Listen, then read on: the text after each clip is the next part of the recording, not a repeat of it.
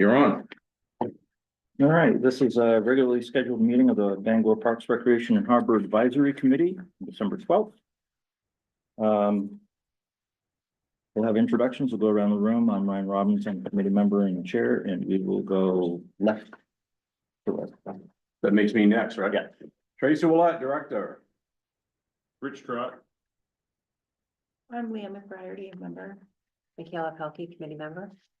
Joe Nelson, Sawyer Arena manager, athletic facilities, Bangor School Department supervisor. William Warner, committee member. John Hyatt, committee member.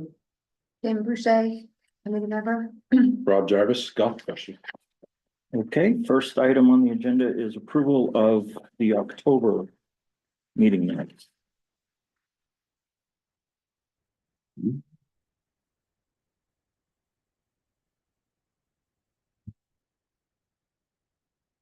Make a motion to approve the minutes. Is there a second? Without objection, it's approved. First actual item for discussion, review and discussion of the upcoming season at Sawyer Arena. Mr. Nelson. Yes, hello, thank you for having me. I always look forward to coming here and share what's going on. Tie in quickly, so my job starts pretty much, it's become year round. It's always been close to year round. Take care of the athletic facilities for the Bangor School Department. So that's all the Fifth Street, or what I call Fifth Street, Dowdy Middle School, Cohen, and then with Cameron Stadium now with the turf. So that's been exciting. We finished our third season last year and this fall and the summer.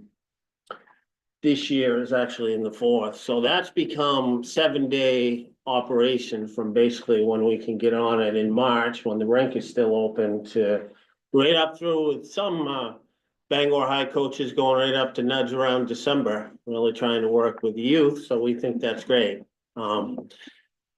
Basically, I haven't even closed that up 100%. We were ready to Wednesday with the track team, but with the weather and issues we have, but putting everything away and putting it in undercover and stuff. But just this past year, once again, we hosted 4 state championship soccer games, 2 regional championship games. They've told us it might be field hockey in the future. This was the first year we didn't host a state championship football game since we've had the turf. They gave us a year off, to be honest with you. That didn't bother me much. That most of these are pretty time conducive. When we have those going on, the ice rink is open. So I run both facilities. The ice rink is why I'm here for the most part.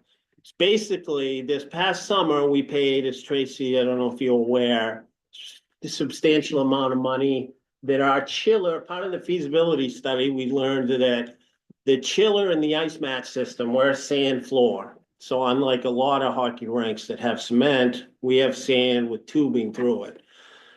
Basically, we learned our tubing was great for 20 years. Well, we're on year 29. Same with the chiller. So to try to make it, keep it running as long as we could and can, we actually, for the first time in my tenure, took all the solution out of it, ran air test on it.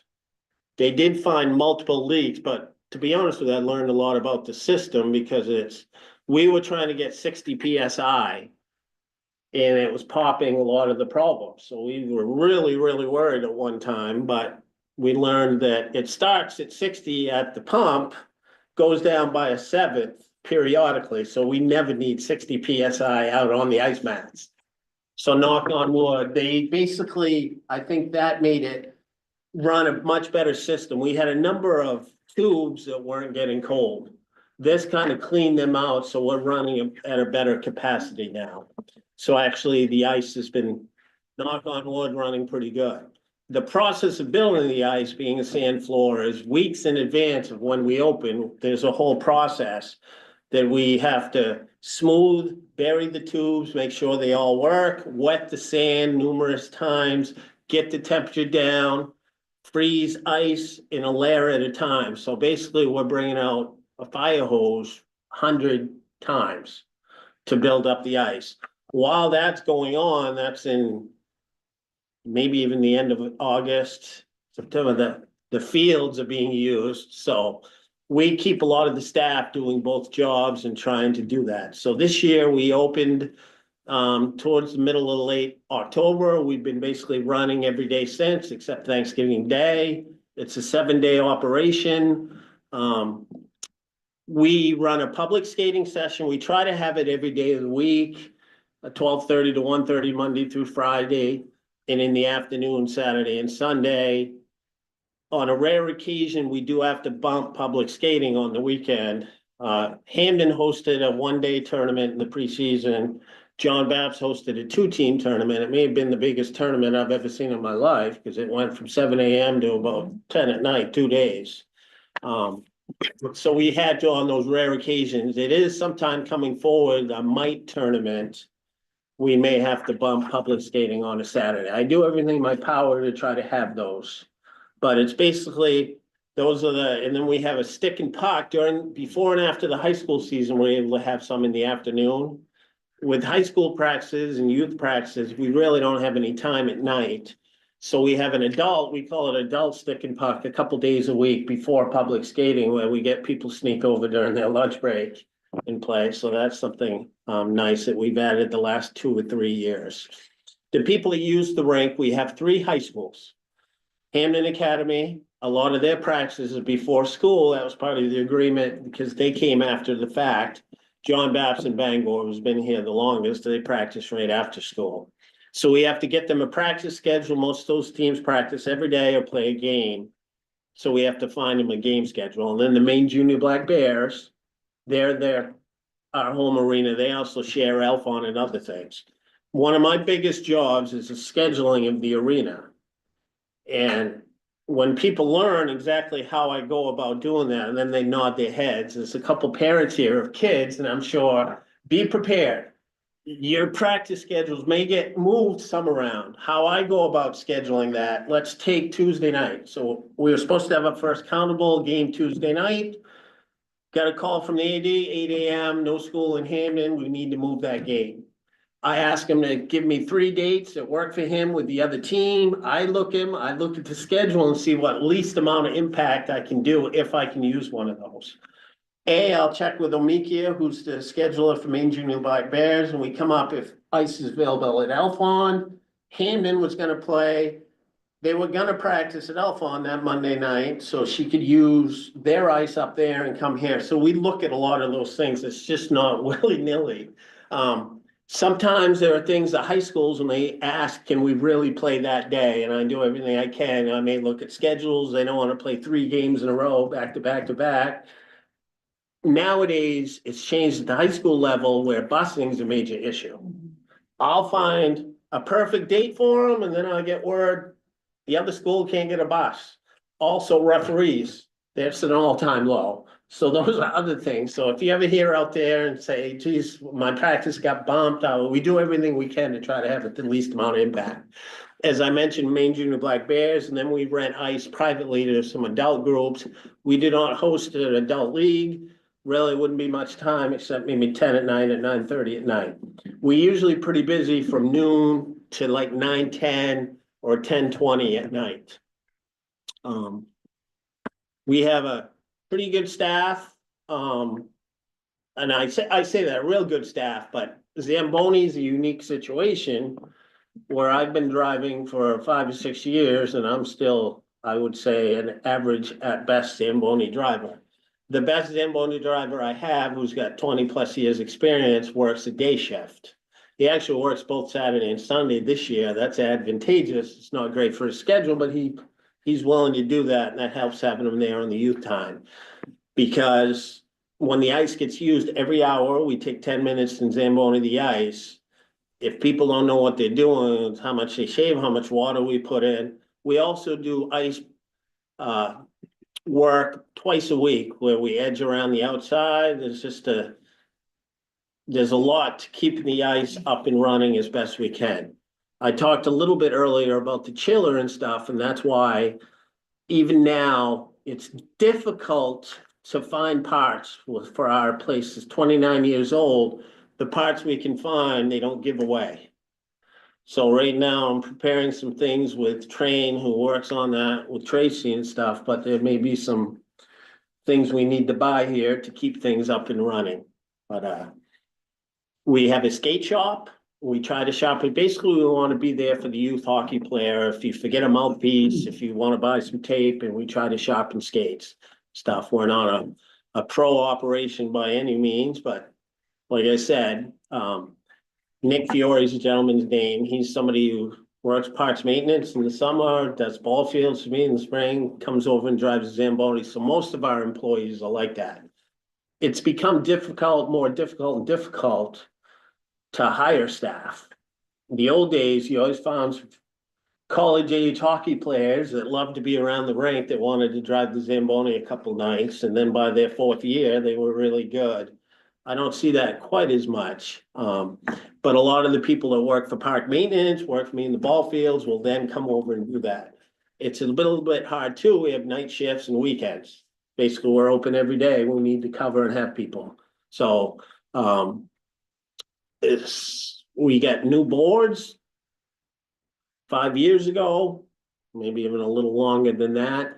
Our Zambonis on the second set of batteries, so I no longer have to test for CO2. That's a big good for me. The Zamboni is electric, the Ice Edger is electric. The old days, I'd have to go out there so many times a day with the CO2 tester to see carbon monoxide if there was anything in the air. There used to be propane. So that's been a huge, huge help. We just got to make sure the guys remember to plug it in properly at night so it's charged the next day. The batteries are on their 2nd year, so they actually hold a charge most of the day. As they get older in age, you may have to give it a quick charge. The days we do ice edging, we usually go out and dry cut because we try to smooth the ice. So we'll drive it and be tougher on it because we're digging a little more. We'll have to give that a quick charge or two during the day. I'm just trying to explain some of these things for us. When you're at the rink, the guy in the back room, after he does the Zamboni ice, is doing maintenance on the Zamboni machine. Takes about over a half hour to fill it up. We use hot water. That's beneficial. I think it sets up, freezes a little bit better. You guys, educationally, we also have an infrared system for the chiller. And this was a cost savings we put in a number of years ago. So we have something, infrared on the roof, comes down on the ice, tells me it's 24.6 degrees. Our hockey players, like our rink, we keep it a little colder. So I keep the ice setting at about 14 degrees. So I try to keep the ice between 23, 24 degrees. It's relatively hard, it's good, and the hockey players like that. But what I would love to dial it in so it's perfect, so that during the day the chiller runs, and then it shuts off at night when no one's in the rink. So that's why I have it set around 24.5. Just to give you a heads, what happened this other day, I knew it was getting warm. Yesterday we were gonna be at 55 degrees, so I bumped the temperature up to set point down to 12 degrees to let it run. I was also scared. If we lose power, we don't have a generator and don't have a backup. So last year, when the same type thing happened, we didn't have power for like 3 days. Once the ice goes, that whole thing, to touch back, part of that process of getting the rink ready, we have to paint it. So we build up the ice, about 32 Zambonians just to get it up to the inch or so of ice. We paint it white, then we go out and paint the red line, the blue lines, everything across. So that takes a full day. When I first started this job, our dehumidifier wasn't quite as good as the one we have now. So I would start and finish. Now we can do it, leave it like 8 at night and come in the next day and put down the logos and stuff. When you see out on the ice, the Ram, the John Baps, the Parks and Rec, those type of things. So proud, like we said, it was pretty neat being part of the feasibility study and looking at something that would excite me. I think most of you were there. It's served its life very, very well. We do everything we can to try to keep it clean, make a welcoming thing, and try to have good ice and do that. But I'm forever having little things happen because of its age. Just the rainstorm the other day with some issues with water coming in the building. I mean, that stuff happens. So look forward, high school season's ready to start. Like I said, we had our first 2 games scheduled, Tuesday and last night, had to postpone them both. So Saturday will be our first countable high school game, and then we've got the practices, youth, as well as those 3 high school teams. We've also filled in some with Pioneers Hockey, which is the girls' team, which is all the area high schools. They've normally played at Brewer. Got a call from the Bangor athletic director asking me if I can find some time for them. I thought them and Brewer were using Brewer's rank, but we were able to find like 5 times or so on the schedule. So if there are any questions or anything, I left my notes. I usually don't look at them anyways when I talk at something like this, but I left them right on my desk. Do you keep any statistics for the per play, like the stick and puck and the public skating and the noontime skate and et cetera, to see who's coming and going and where you're getting your most volume? I have those. I keep track of those and kind of studying stuff. To be honest, wasn't a great stick and puck here for the high school kids. I know a couple of the kids playing this year too. I'd be like, where are you? Whatever. Now there was a U18 team that made it to the state championship. They were practicing before school at some area ranks. But we didn't have great numbers for stick and puck and for the high school age kids until about that week before the season started. That may be partly other sports going on and playing so far and stuff, but I'd say we were down on that. I keep track of the numbers. As we get around the Christmas time, that adult stick and puck will be better. Mhm. Our public skate numbers on weekends are down. We've had to we've had to not have 2 Saturdays. I think that's impacted it. Normally Sunday's our biggest public skate day. We had probably an all-time low last Sunday, barely into double figures. But as we get around the holidays, those usually pick up, and then how many people walk in and say, hey, I got skates for Christmas, or they'll walk in and say, I didn't even know there was an ice rink here in Bangor. But the Sunday public skate, we usually get decent numbers. Like I said, we're open mid-October. When I look at the schedule, youth hockey finishes before March, though they schedule a couple things into that first week of March.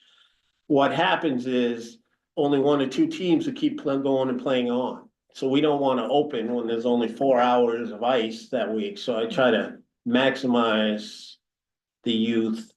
If they could go, we'd stay open till the end of March, really, if we could rent it pretty solidly. But I don't know, did that The answer reason your I question? ask is because, if you were gonna move some schedules around, I guess, seeing if there was 3 people for one session and 15 for another, if you're gonna move one, I guess it would make a Yeah, decision, but, and then also more importantly, having been through the whole hockey cycle with my son, who just graduated high school last year and started when he was Yeah. 8 years old, so I've seen the whole process with the junior Black Bears and the high school and the travel teams, et cetera. Are you still doing the online to the Bangor Parks and Rec or the Sawyer page, the ongoing schedule? Because historically speaking, it did work for a couple of years, and the last few it hasn't.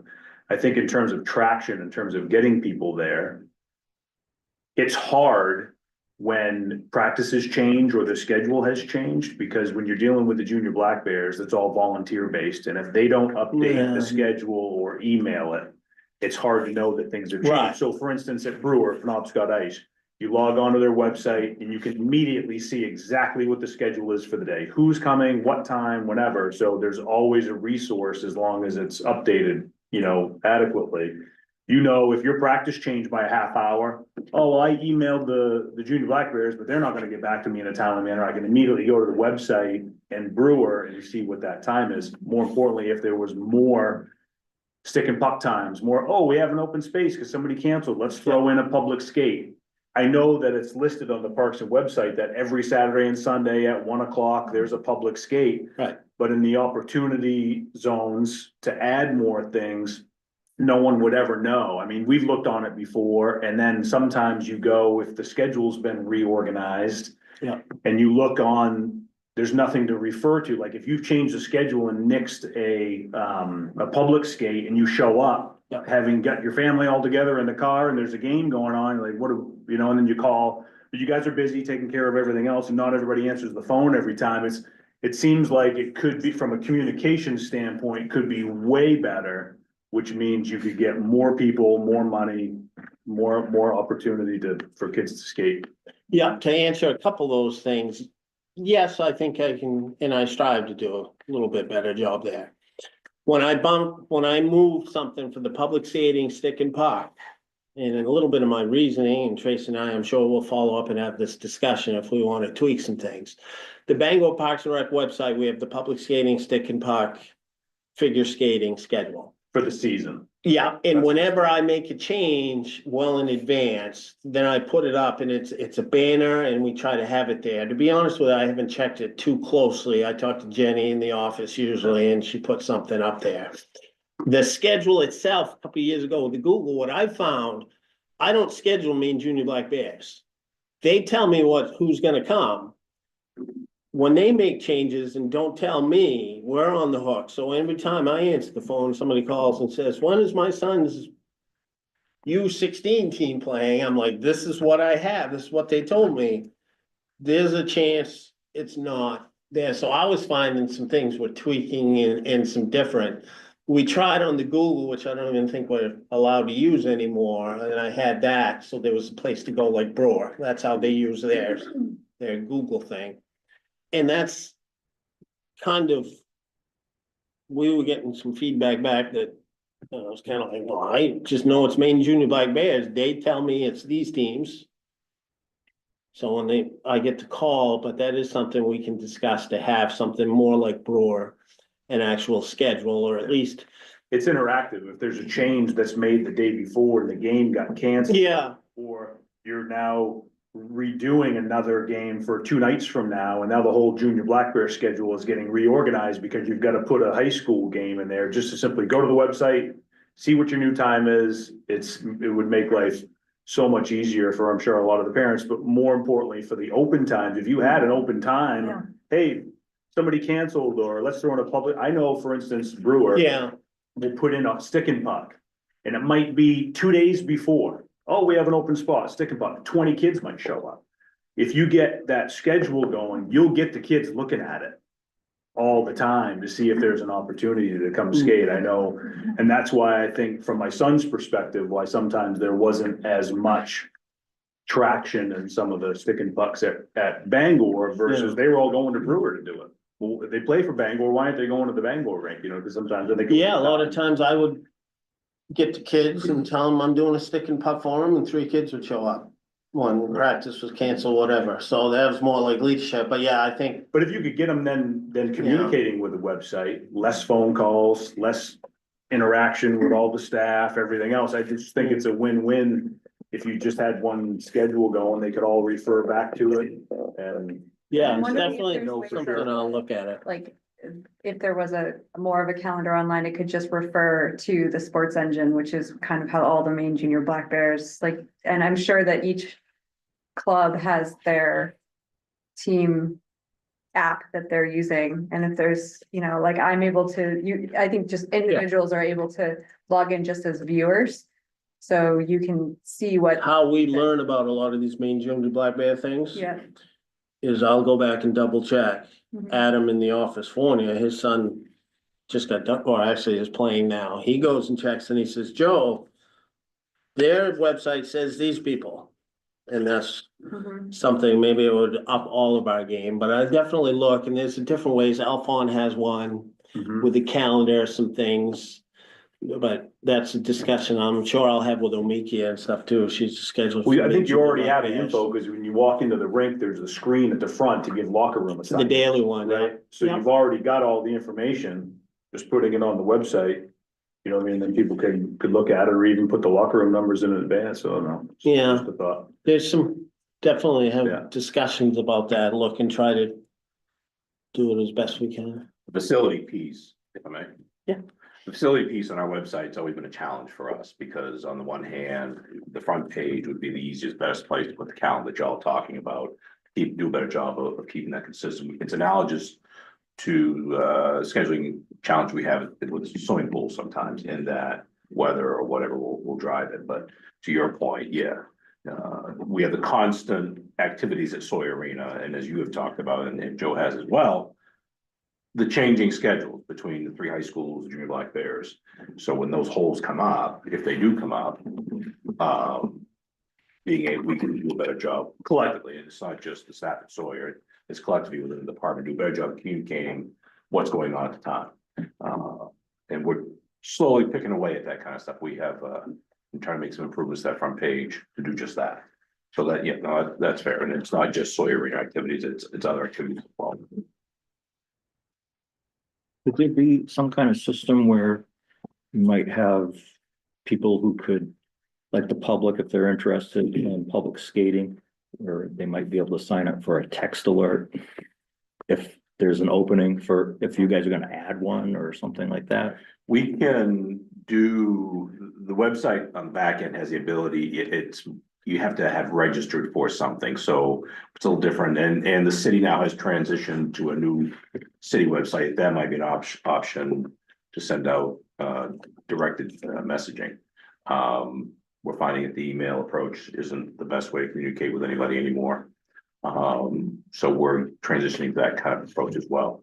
The new city website, of which the department has a fairly prominent presence, has some of those abilities, so for sure. For us, always changing how we're communicating, getting information out, we can always do better at that. Any other questions for Joe? All It's right. an interesting process. If you've never seen them do it, and it's interesting to hear, put the ice in, yeah, it's a process, as he shared with you, and I shared with you before. The whole freezing, all of that, it's an interesting process, and for his crew, trying to continue to manage the school facilities for fall activity and getting the ice arena going in the middle of October, it's great, they pull it off. And the last point. Sorry, it's this thing, because I mentioned Nick Fiore, how blessed we are to have him. He's been driving the Zamboni over 20 years. Hands a lot of the training of the new employees driving this, because from the first time they set foot on the Zamboni to when they're able to go between a practice is probably at least 30 practices. So I mean, this is a process. Drew Bean, we also had Nick this year. He was luckiest guy in the world. He got 2 moose permits, him and his father. So he took 2 weeks off right as I was trying to watch the field hockey team's season and take care of Cameron and build the ice. So we had Drew Bean, who's been with us 2 or 3 years, really stepped up to able to build up the ice and do part of that process and all the workers we have. Really lucky in the fact that they've stepped up when we needed to, and how lucky I think we are to have them, and good job that they do. Like I said, it's a process, and there'll be a Zamboni driver on most of your nights now. This will be his first year. And I'm sure hopefully be doing high school games here in a while. And usually we'll have that's the toughest stuff. The older kid you are, the harder you are on the ice. So the last point I'll make, like talking to Tracy, very concerned, when John Babs did something unique this year, started a tournament the day after Thanksgiving, 7 a.m. the first game, hour game, no ices. So they were basically playing 24 minutes running time, start minutes the last 3 minutes, do the ice for 10 minutes. So I went, So we built the ice a little thicker because, and then how it was setting up. So we had the ice 12 degrees, as cold as we can really get it. And then doing the ice. So when I came in, how's it setting up? Is there a puddle out there? And then how hard are they on it? Because without doing ices, which smooths the ice, they can be very, very tough on the ice. So we made it through the 2-day Babs tournament and the all-day Hamden tournament when the ice was usually a little softer and a little better. And I was happy with the Zamboni drivers and the staff and everything. So we did that. The good thing in a normal high school game is you'll have a 10-minute warm-up, 15-minute period, do the ice, 15-minute period, do the ice, 15 minutes. So we were having a whole high school game in each hour. So I don't know if 7 to 10 a night, how many games that were, but it was like 14, 15 games in one day. And we made it through. As someone who spends a lot of time at Cameron and now the ice rink, I just want to say thank you to you and your staff and all you do, because it's a lot, and it's always as far as I'm concerned, always a really positive experience for the kids especially, so thank you. Thanks. Blast thankful. A lot of things we do here, and I think we're lucky Cameron Stadium, and we have got a new facility there. We should be the beacon in this region and stuff, and in a selfish way, I think it's kind of needed and could go. The last, I know this, without my notes right in front of me, Learn to Skate program, we've tried to build that a little better every year. I think we're at 58 people. We're finishing our second session Sunday, taking off the 2 weeks in Christmas. That's mostly because a number of our staff members are college students. They're not gonna be around. If we could hire a couple more skating instructors, we'd be able to add more people. So we're kind of capped by that. I think it's a successful program we run in-house. I'm one of the few people, a ring manager and a skating director. I'm the Sawyer Arena Skating Club president. With Adding Elizabeth, a few more titles. with Elizabeth Houghton, who runs that. We're really thankful to have her. In January 26th, January is Learn to Skate USA New Skater Month. So we paid for a packet.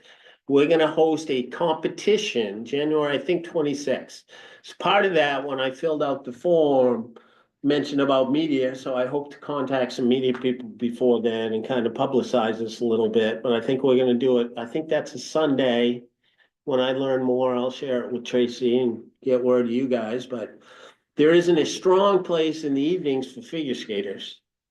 So we have that every day from 1:30 to 2:20, sometimes later. It's not ideal for any high school age students. So we try to do that 4-hour block on the Sunday evenings. So that's when we have our figure skating.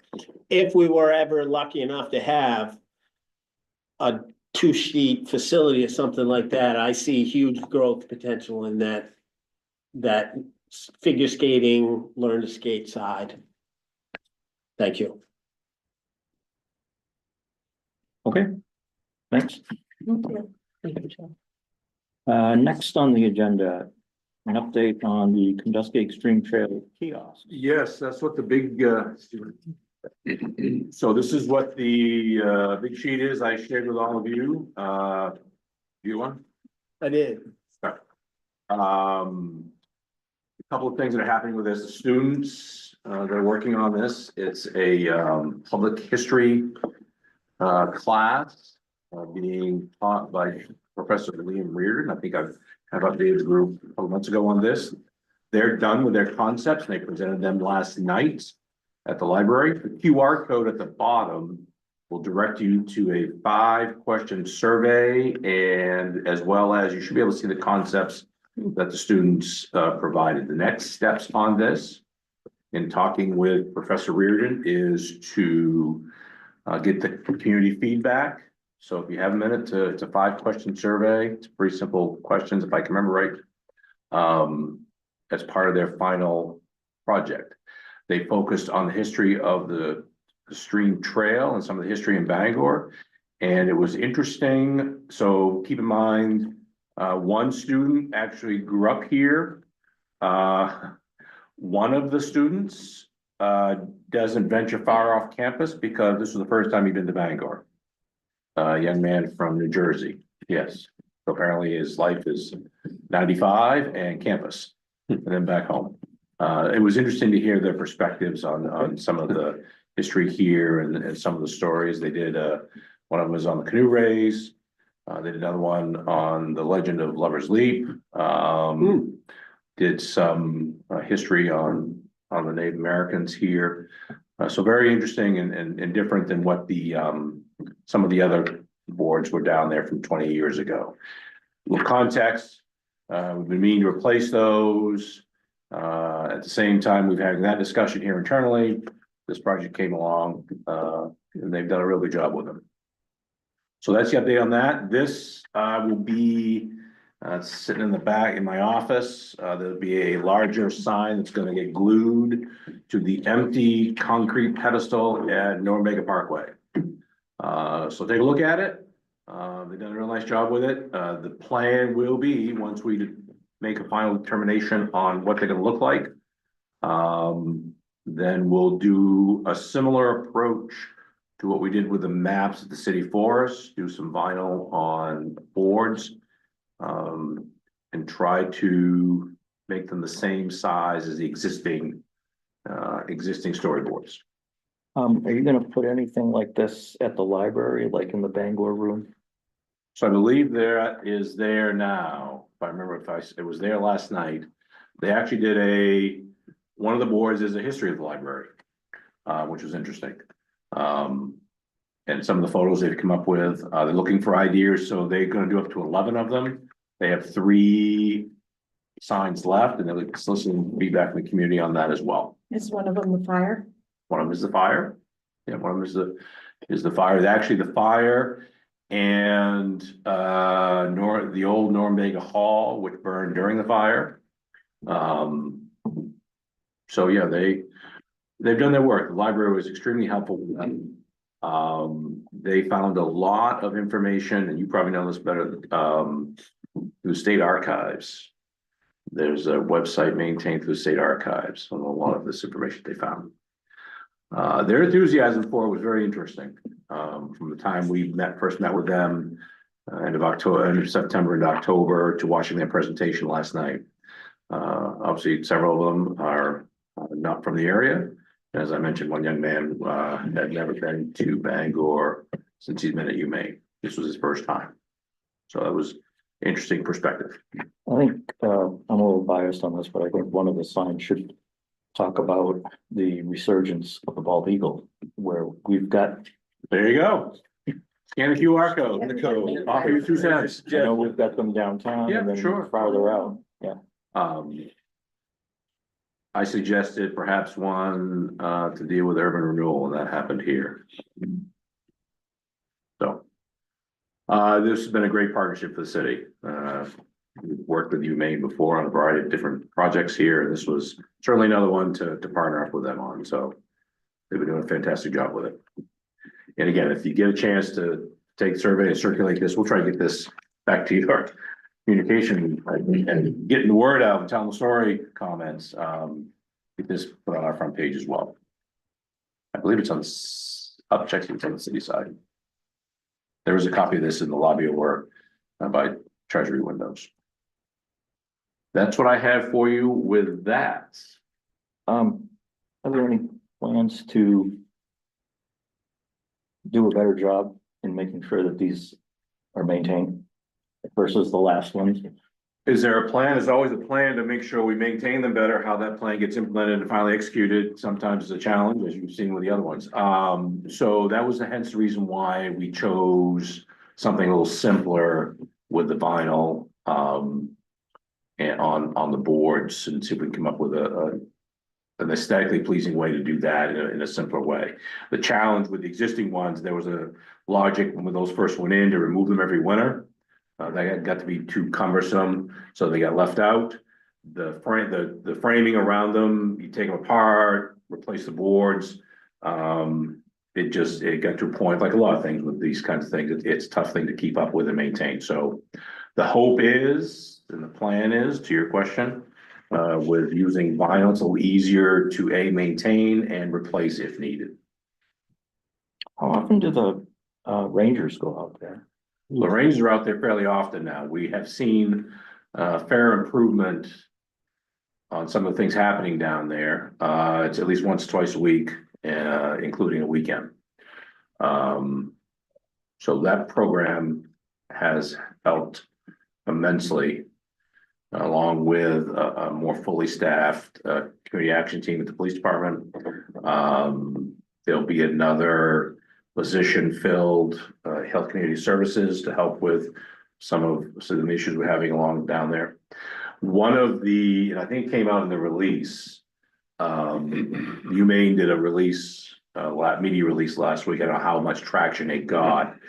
And again, it's something we should have on our website. There's about a 3 or 4 minute drone video that they did of the stream. It looks really good. It looks really good. It came out nice. So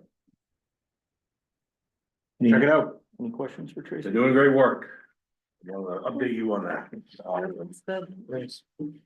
There's a long time coming, and as if you mentioned, it's been badly, those will get some attention and they get read. The ones closer to the Sea Dog are in a little better shape. The Gateway sign out of Gateway Park's a little better shape. So All right, thank you. Any thoughts, questions? Okay. Next, we have golf course overview. Great, thank you, sir. Evening, everybody. I've got kind of a bit of a brain dump here, so I'm gonna try and keep it in some sort of order for you. As most of you can imagine or heard, certainly the past season was record-breaking banner for us. The weather was completely perfect. I don't know if we had a rainstorm ever, never got too hot to burn it out. As a matter of fact, the golf course is still green, which is a little bit disturbing this time of year, but no complaints from that side of things. I mean, it's kind of one of those years where we'll look at it with fondness and excitement, but not as far as budgeting and things of that nature. It's kind of looking at a high water mark almost. So excited that it happened. Not too realistic that it'll happen again unless we have those perfect kind of storms, if you will. Just for retrospect, the 2023 season, I identify that because I don't have financial numbers here in most cases because they correlate differently between the golf season and the fiscal year. So sometimes it can create a little bit of confusion. So we're just going to talk about some rounds today. 2023 season, of which that fiscal year financially was our highest grossing year ever. We played 32,653 rounds.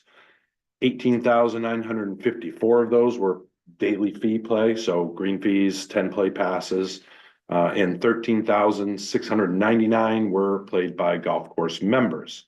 That's about 42% member play, 58% green fee play. Fast forward to 2024, 39,750, so about 17% more.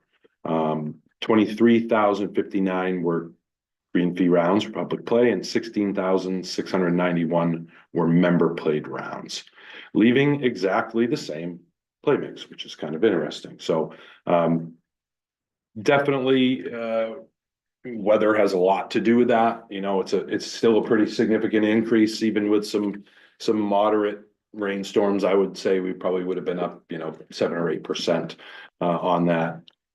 Certainly have to give credit to Jonathan and his crew. 32 years, I never saw the putting green so perfect from the time we started to literally today. If you went up and played, you could play on those greens right now. So just a culmination of some best practices that we've tweaked in the last 3-4 years, and it just takes time to build up. And it's there. So kudos to him. He really was the catalyst to helping that along this year. So great by the numbers. Not great when we're kind of looking forward, measuring this on, where do we go from here? Certainly there's room for more rounds here and there, but at some point you cross that threshold to where it's the restaurant you can never get into, so you don't ever try to go back. So I really, this kind of 40,000 mark would be wonderful, but that's, about as much as we really would want. Questions on that? No? Okay. Membership breakdown. One of the unique things we've had in the last few years is that, in our December meetings, can give you kind of a full report. Makes it nice for budgeting because we know exactly what we're going to have because we're sold out again. We gave the existing members about 4 weeks. We extended it a little longer. This year, we started around September 1st, just after Labor Day, gave everybody an opportunity to renew. Oftentimes it was getting a little challenging. We'd have people that might winter somewhere else. They leave a little earlier, they'd miss it. So no harm, no foul, opening it up earlier, giving people more time to renew. We still opened for new memberships on October 15th, which has kind of become our date the last 3 years, regardless of what day of the week it falls. It's easy. We start getting asked about July. When are they going to open? So we just kind of picked, that's our hard and fast date. Be there, have a buddy there, whatever you need to do. So October 15th, we opened up. We had, I think, about 30 left out of 400, and in an hour they were gone. We had a waiting line of about 55, 60 people. So it's a great problem to have. Feel bad that people want to get in, but the numbers I cited earlier, the 42 and 58%, if we were 50% member play, 50% green fee play, that would be a pretty good number. So I feel confident that 400 memberships is pretty much the sweet spot for us. It's enabled us to do what we can do, satisfy most of the public. I think we've got a 30-person waiting list, maybe 25 right now. And some of those folks will get in. We do have injuries or people take a job and move away, so on and so forth, and we pick away on the list. So So the ideal number is 50-50? Greens, fees and members, That- rounds played? there's no ideal number. I get asked that question a lot from my peers, from everybody, whenever I speak in golf industry stuff. It depends on what your mission statement is for your golf course. Mhm. You know, there are courses, my friend owns a golf course, 27-hole property in Massachusetts, and she has 100 members. Because they are in the wheelhouse where they will get daily fee from the time they open to the time they close. And there's a lot of private clubs around them. We don't have that here anymore. So trying to keep affordable access where people want to be a member, that seems financially about the sweet spot. We certainly wouldn't want to see the numbers reverse, 60% member play and 42% green fee play, because we'd have to charge a lot more for a membership. then. Yeah, Yeah. your profitability goes down, I'm sure. It does, correct. Now, the good news is that, you know, with member play also comes renting golf cars. And I think we rented about 3,500 more golf cars this year. Because just about 60% of our play is also with a golf cart. So somebody's also putting another $18 on top of whatever they're doing if they're a member. So oftentimes, even our own members think that, you know, when they're playing and tying the golf course up, that we're not making any money. And that's just not true, because they're renting carts nonstop. You know, a lot of early morning play is walking and a lot of evening play is walking, but kind of in the middle, the carts are going nonstop. So it's a number that seems to work for us. I wish there was a more clear-cut magic bullet for where you want to be, but there just isn't.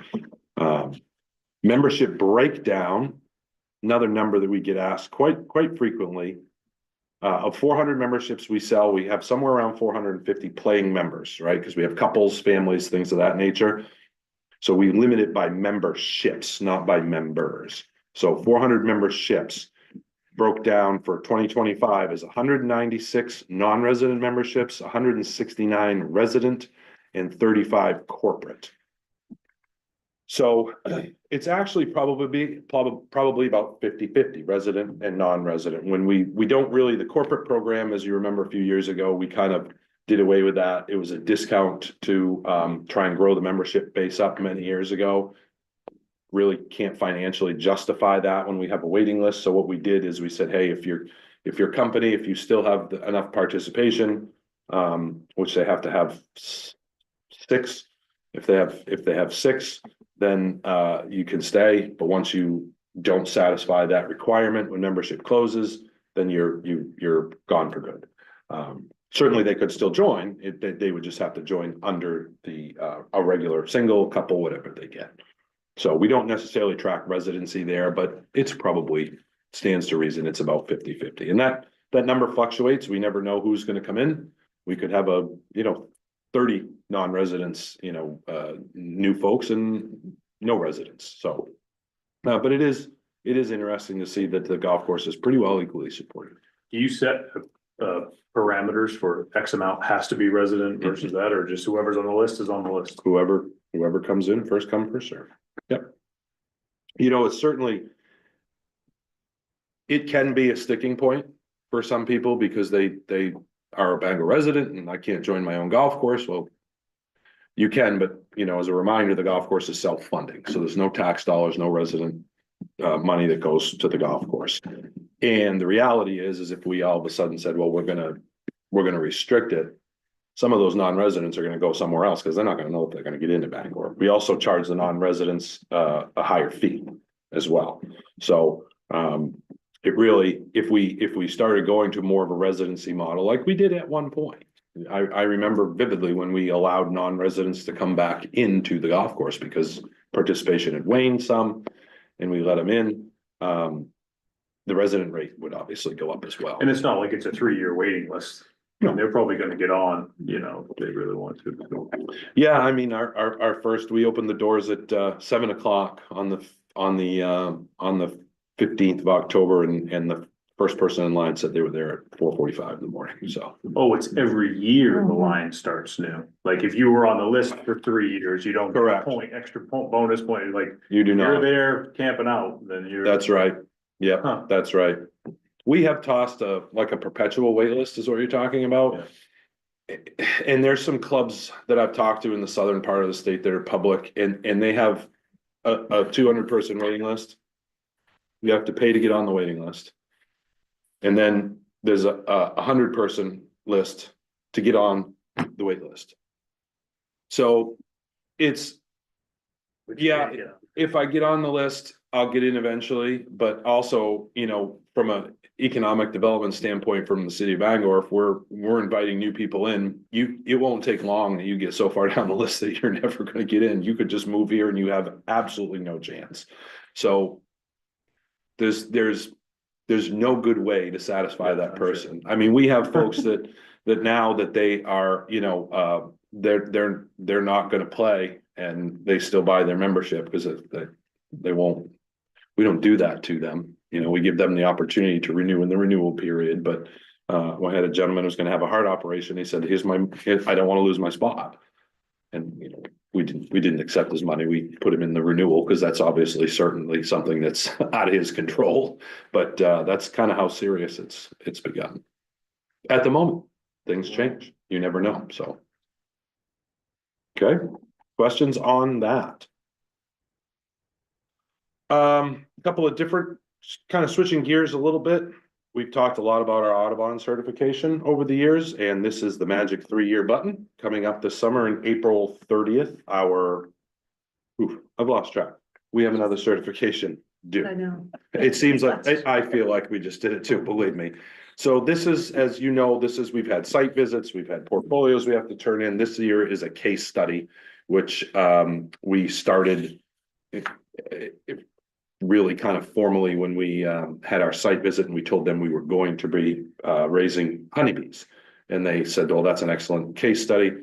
So we'll be reporting on that as well as the rest of our pollinator project, which this year we planted a lot of milkweed. We had a young man, Lyndall Smiley, actually, that volunteered to do that project and he planted it. And we will not be planting milkweed for a long time because it was successful. Spreads It is, real it is. fast. Mhm. We've got a lot. Mhm. Yeah, we've got a lot. So we've got that base covered. Certainly we have some other pollinator gardens we've added. We're also adding, we've always had a junior component with it.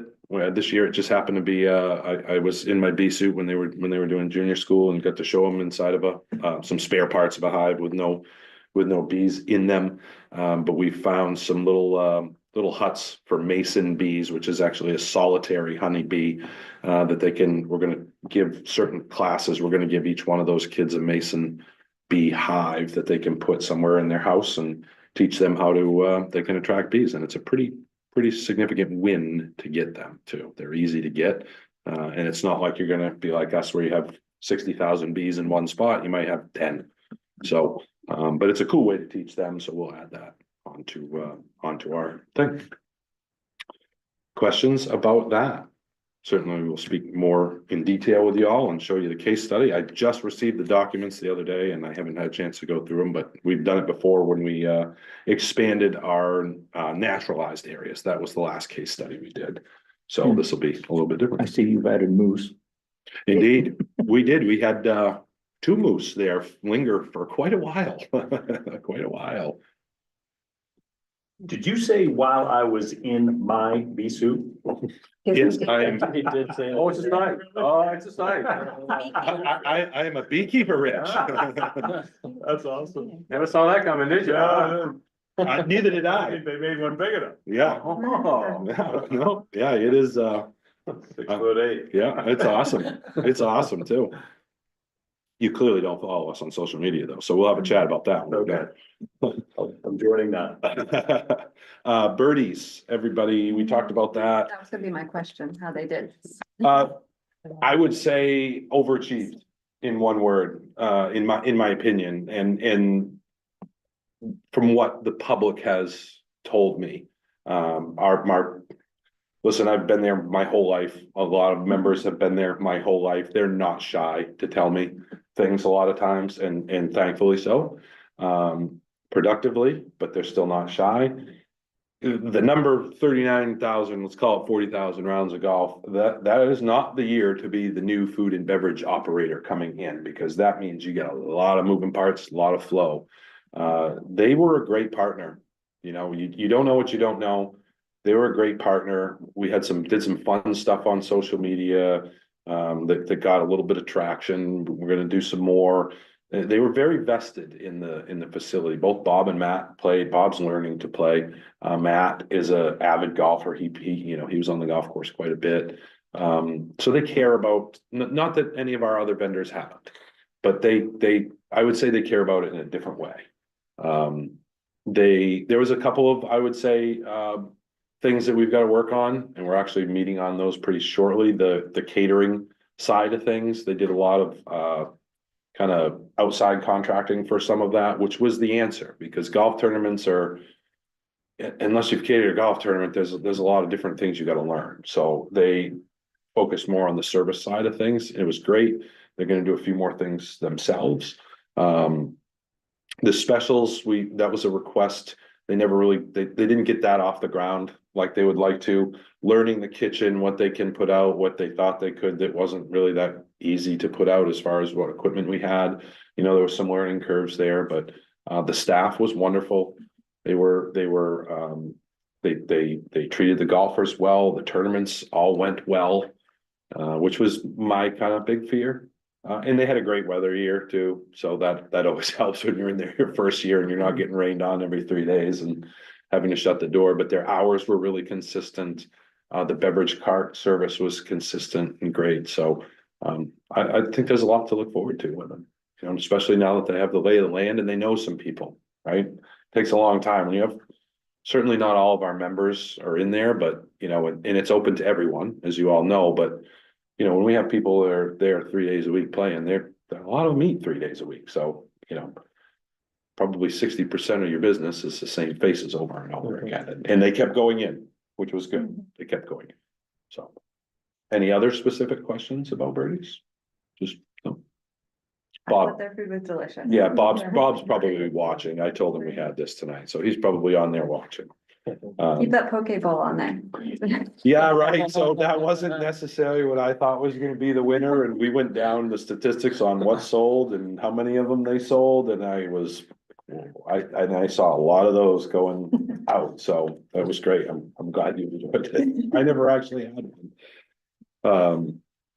Okay, switching gears to a couple of things. Programming, youth programming. We're going to like all things, every few years, you got to take a little look at it. It starts to get stagnant or even irrelevant sometimes.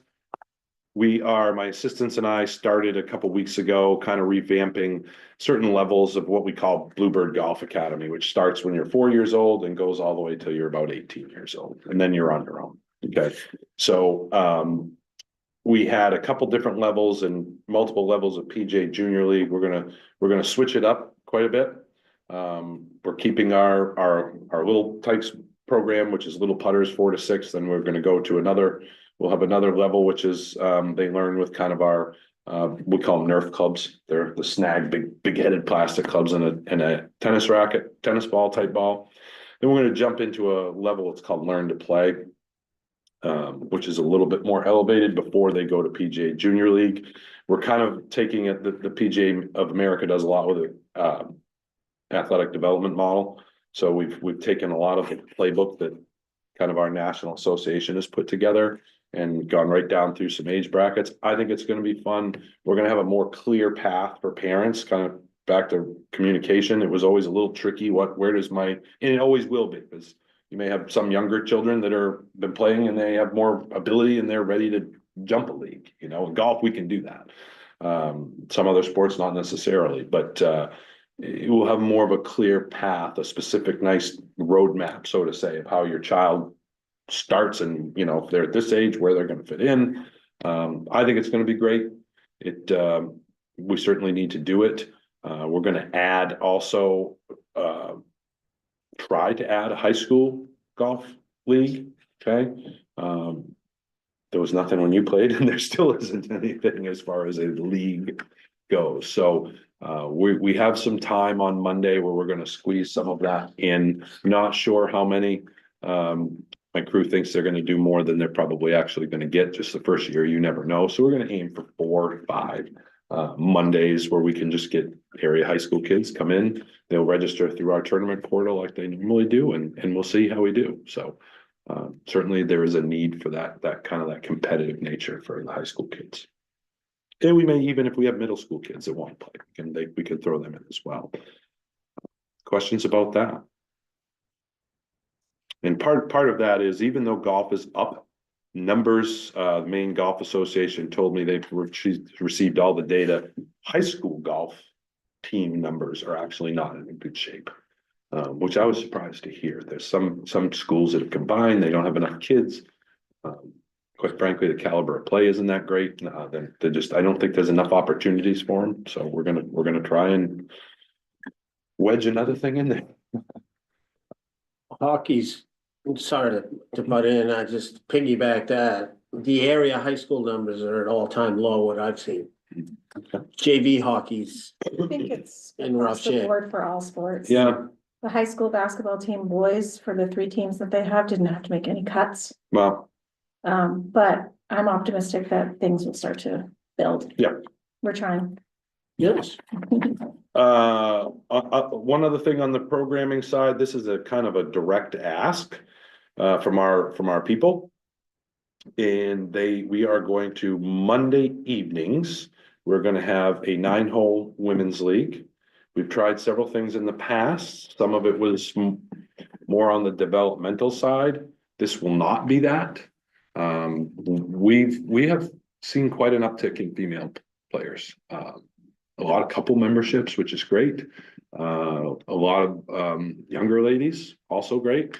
But they're pretty good players. They're not necessarily, going to play a high level tournament, but they can golf their ball, play 9 holes, play in some sort of a team format, something like that. And they really have shown interest in doing something. And we'll make it in conjunction with the restaurant. I don't want to call it a wine and dine per se, because that has kind of a recreational component.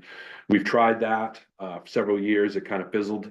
We'd have some folks that would play 4 holes, and when they saw the clubhouse, they'd go in, and then the ladies who actually wanted to play 9 holes, it ended up being too few of them. So we're kind of not the place for that. We've decided that's not our thing. Certainly some of the smaller 9-hole courses, that might be a good fit for them. But for us, this is a kind of a direct ask. So we're looking at the 1st and 3rd Mondays of every month. We're going to do that.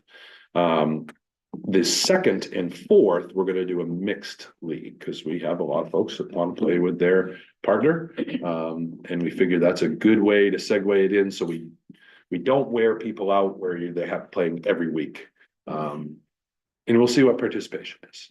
So I think it's going to be fun. The mixed league, I think, will be very, very well subscribed. Hopefully the Monday night league will be too. And you don't have to be a member. It'll be open to the public. So anybody who wants to play can play. Questions about that? All right. Do I have time for 2 more quick things? Or enough? Yeah, that's the chair. Okay. 2 renovation projects coming up. Kelly 9 bunker renovation. If I had 10 negative comments in the summer, 10 of them would be about that. And they would be rightfully so. The bunkers over there are not good. We've gone through different practices of how to keep, grass from germinating in them. They just need to be gutted. Okay, the end of the day, they have a silica-based sand in, which was installed many years ago. I'm just not sure that that's the greatest sand. It is not fun to play out of. It was a white sand, and like all things are the rage at the time, it was, let's put pretty white sand in there. And quite honest with you, it's awful. From a playing standpoint, I would not want to play a tournament out of that sand or a shot mattered. It gets very hard and compacted. And we are going to, I have enough friends across New England and the country that have done bunker renovation projects where I have access to, you know, what sand they used. It's a big difference now. There's actually specific bunker sand that has different fines and things, and it's meant to drain better, play better. And that's really what we need. Ultimately, for whatever reason, the Kelly 9 bunkers have a tougher time than the other golf course. Those stay pretty good. I think the Kelly 9 bunkers they're closer to the greens. They get a little bit more footwear and they get a little bit more water in them too. So, we're just in the infancy of that, but we're gonna start right as soon as we can in the spring, ripping sand out. There'll probably be a lot of ground under repair where players will just have to take lift, clean and drop, because it's labor force is gonna be a thing. Stripping sand and filling it sounds easy, but when there's 50 of them, it takes a while. So, but that'll be exciting. The players will be ecstatic. It'll be a good investment. And lastly, we have started looking at clubhouse renovation plans. We actually have an existing plan that one of our staff members, his father was an architect and drew in 2006. It's actually still pretty relevant. I dug it out of my office. We talked about new building, add-on. It seems that probably adding on and renovating is going to be the best option for us. We are a facility. Again, back to 40,000 rounds, we can't operate out of a trailer. We just can't do it. It would be very, very difficult. So, building a new building is going to be pretty costly, but also how would we do it would be challenging. So the plan kind of in a nutshell, would add about 30 feet onto the kind of the front of the building by where the golf cars are, moving the golf cars underneath it with an enclosed deck. Certainly more space for the golf shop, restaurant.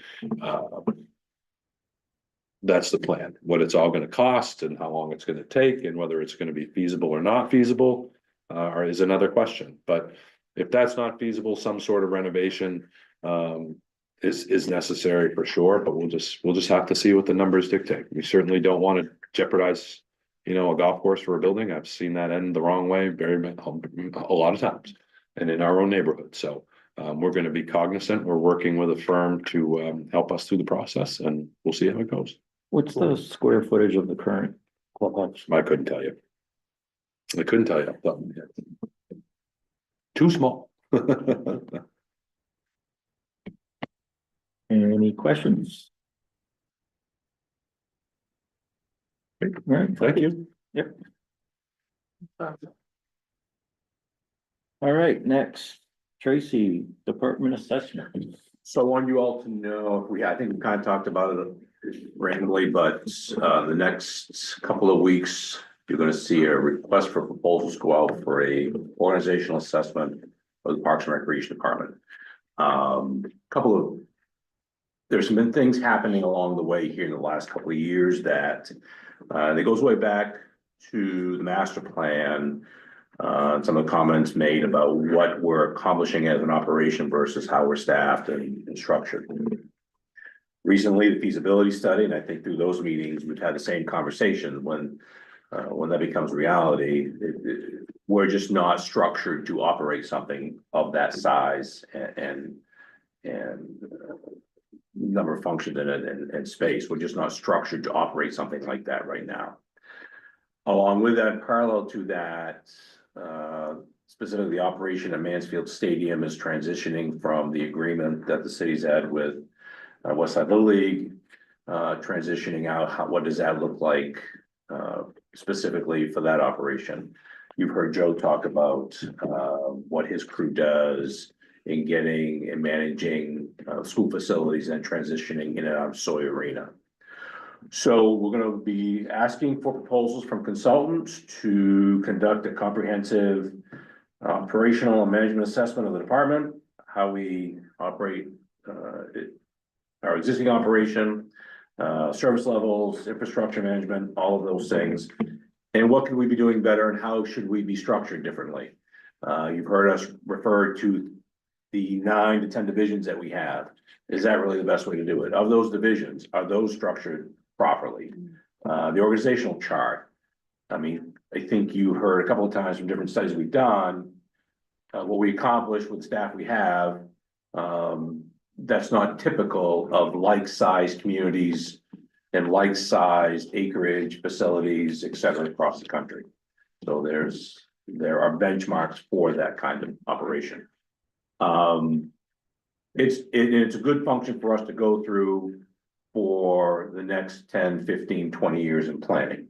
The department has evolved, continues to evolve. We've had some discussions here tonight on some of the things that we do with the crew that we have, some of the places that we fall down, frankly, as far as information getting out there, and frankly, telling the story that we have and what we do every day. So, and all of the pieces of the operation, it's good to have somebody come from outside and take a look at it and provide us some suggestions. So I mentioned that to you, for not your knowledge that that's coming out.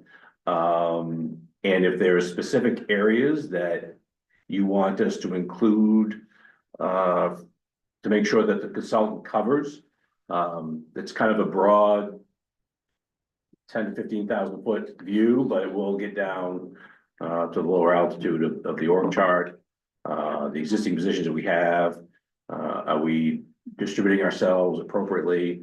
The facilities kind of group, the other one that kind of is the outlier, that we absorb under a few other operations. It's Mansfield, it's Union Street Complex, Sawyer. Yes, it's divided in of itself, but Joe's crew works out of there year round.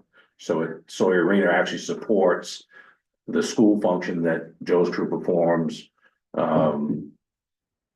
March to December right here. So we gotta get a hold of that field hockey coach and She's doing a wonderful job. yeah. Does that all make sense? I just wanted, and if there's pieces specifically of the operation that, especially some of you around the table that have been with us for a while. We don't need to take time tonight, but email this to me, that'd be great. It's a process that needs to happen. The feasibility study really confirmed it for us that when the city and the department transitions that type facility, there is no way we're structured to run that kind of thing. You saw that in some of the pro formas that the consultant produced, that the staffing level alone in a facility like that is going to change immensely how we're structured. And then you couple with what we're trying to do now with what we have. This is the next step at that. Departments around the country. And I'm not gonna have to reinvent the wheel. I mean, the notes I have here is from another department on the same exact thing. So this is a very common exercise for park and rec departments to do around the country, that especially the ones that manage what we do. The trails and open spaces are another prime example. I mean, initially it was a forestry public works function that transitioned to a partnership with us. The park ranger program kind of has shifted that a little bit. But at the end of the day, we're trying to manage out what we've got primarily under park maintenance. Is that really, should there be a dedicated trail and open space division within the department? Has there been an assessment done in the past? No. This will be the first time that I'm aware of. And I will look at you two around the table, you, Rob, and you, Joe, you've been here a little longer than I have. I'm not aware of anything like this happening, Not under my tenure. so. Is there two phases to the assessment, meaning how you're currently Yep, organized to run the current facilities, but also that's what we're gonna ask for. the future? Yeah, that's what we're gonna ask for. The master plan somewhat touched on that in that, I think there was a page or two in it that talked about benchmarks around the country and compared that on a population and a per acre basis of what a typical department staffs and operates, how they operate, with those kind of figures versus what we're doing here in Bangor. We're pulling off a lot. Do they know, jumping gears a little bit, in terms of the plan for the new facilities? That'll be included in part of it. Ironed out Yeah. in terms of, they kind of have an idea of where that's gonna land, or I know it's a little bit They, flux now. In terms of the scope and the size and of the new facilities. And the scope and size we haven't done a whole lot tinkering with that since the concepts that Barry Dunn produced. But what will be included in this proposal for an assessment is anticipate that kind of facility being in place. Because that needs to be added to everything else that we're already doing. Right. When that needs to be considered, for sure. Any questions for Tracy? Okay, we do have some other business, but it's actually more for next month. I am termed out, so the current members. You'll have new members joining you next month, so you have to think about getting a new chair, so. Do we know who else is turning out? Oh, off the top of my head, so. The ghost member that we've had, and if any of you see him around, John Parkag, I think he's still active, now that I've thrown him out there. Maybe he might be watching, so John, if you're out there, why don't you reach out and let us know where you are. He indeed is not. I saw John this fall, so. Committee bylaws about that, About electing a chair, about the chair, about non-attendance, et cetera, removing somebody to get somebody. Well, this was more of an experiment this time, so. so no to all of those. No. So to answer your question, I can't remember off the top of my head who's terming out, it seemed like there was It one. might be me. Have you been here for We both have been here. 6 years straight? Possibly. So we'll need to determine that. To answer your question, Rich, so. There are no bylaws for this group. It's established by ordinance. The ordinance is pretty general when it comes to this particular group. For years, staff. Essentially manage and administer the meetings. It should have a chair, so that, it's you folks that are in charge of your meeting and we can report out to you, or if there's something specific that the chair or you want on the agenda for us to bring information to you for, we can do that. As far as process, we'll take nominations from the floor next month for anybody that has interest. Much like council does for their chair, take nominations from the floor and work through the process that way, so we come to an agreement on a chairperson. What are the terms when you're? I believe you're on for 3 years. Yes, you can serve 2 consecutive full terms. So it's actually possible if someone came in, but you do have to sit out a year. You have to set out a year, so you could come back. A person could come back, but yeah, by ordinance, you can only serve 2 consecutive 3-year terms. And that's true of any board, it's not just the parking, it's any of the advisory And the committee. terms are based on calendar year? Nomination year, so are they calendars? Yeah, I think they are. Yeah, I mean, everyone starts in January. Yeah, so yeah, the calendar. And yes, there are new members coming. So you're terming out this month or next year this time? No, this is This my day. last meeting This is it. for this, and then I have to sit out a year. I'll probably be back. Well, if we don't see it. Yeah. Yeah, it's nice knowing you. Thank you. for- See you around. Bye. Bye. So Ryan's correct. Please be thinking of that. The group it should not come from staff. To run and manage a meeting. That should come from you all. So please give that some thought, who would like to do this next, and it's not a lot of heavy lifting. I mean, I try to reach out and get agenda items, if there's something specific that the chair has wanted, either through the rest of you, then let us know. I hope there's not light attendance at the next meeting. Well, so in all seriousness, so do I. I mean, if indeed that's gonna be, we should have as full a group as possible for that kind of decision, so. Well, usually you have the most attendance, the first one, then all of a sudden. Yeah. You don't see people ever again. So that's the second Thursday of January, which is what? I don't, Yeah, you guys can set. Yes. the 9th. So we will plan on that. Do the calendar invites seem to work? That helps you all? Yeah. Yes, I'm having it consistently be the second Thursday. Yep, That, I mean, it's just on your calendar already. Yep, so you no, already know to come. so we'll be January 9th, right down back here. Okay. Thank you. Thank you for your service there, sir. Thank you, Ryan. Yeah, thank you. Are we good to adjourn?